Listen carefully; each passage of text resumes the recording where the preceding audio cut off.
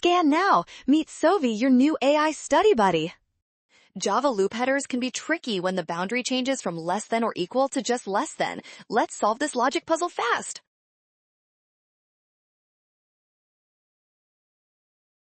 The only difference between these two methods is the loop condition. The original version uses less than or equal to, while the modified version only uses a strict less than sign.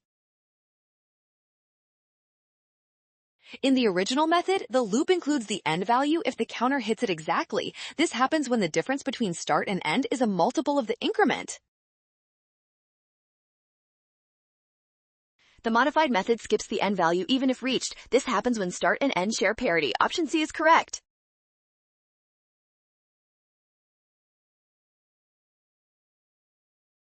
Well done! Scan the code. You can learn better with Sovi. Watch signs to avoid rush. Trust given and check steps for success.